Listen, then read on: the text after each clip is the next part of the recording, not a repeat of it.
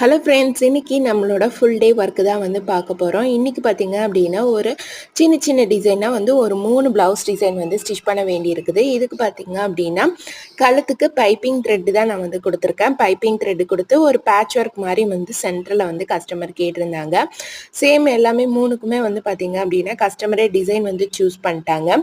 இதோட long video எல்லாமே வந்து பார்த்தீங்கன்னா நம்ம சேனலில் போட்டிருக்கு. தேவைப்படுறவங்களுக்கு வந்து லிங்க் கொடுக்குறேன், செக் பண்ணி பார்த்துக்கோங்க.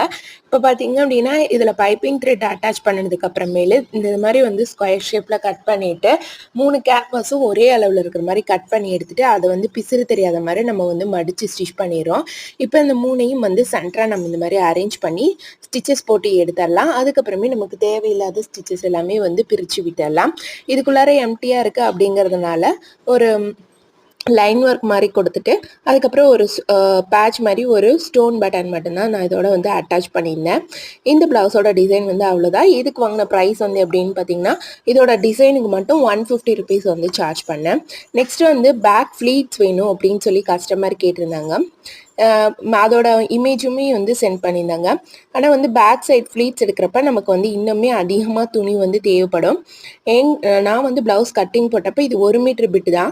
அதில் வந்து நமக்கு ஓரளவுக்கு தான் வந்து ஒரு 1/4 மீட்டர் டு 20 பாயிண்ட் அளவுக்கு தான் வந்து இது துணி வந்து மீதியாச்சு. அதை வச்சு அந்த ஃப்ளீட்ஸ் வந்து பார்த்திங்க அப்படின்னா நான் வந்து எக்ஸ்ட்ராவாக வர மாதிரி அட்டாச் பண்ணியிருக்கிறேன். தேர்ட் டிசைன் வந்து பார்த்திங்க அப்படின்னா ஸ்கேலப் டிசைன் மாதிரி தான் வச்சு ஸ்டிச் பண்ண சொன்னாங்க. இந்த மாதிரி நம்ம ஸ்கேலப் டிசைன் போடுறப்ப நம்ம ரெடி அளவுல இருந்து அந்த ரவுண்ட் வந்து மார்க் பண்ணோம் அப்படின்னா அது ரொம்பவும் வந்து உள்ளே போயிடுது. ப்ளவுஸோட அகலத்தை வந்து இன்னுமே கம்மி பண்ணிடுது, அந்த கழுத்தோட அகலத்தை. அதனால நம்ம கரெக்டாக வந்து அந்த எண்டுக்கு வர மாதிரி இந்த மாதிரி மார்க் பண்ணிக்கிட்டோம் அப்படின்னா ரொம்ப ரொம்ப ஈஸியாக இருக்கும். இந்த ஸ்கேலப் டிசைன் ஸ்டிச் பண்ணுறதுக்கும் பார்த்தீங்க அப்படின்னா 150 ருபீஸ் வந்து எக்ஸ்ட்ராவாக நான் வந்து சார்ஜ் பண்ணேன், நம்மளோட ஸ்டிச்சிங் ப்ரைஸ் இல்லாமல்.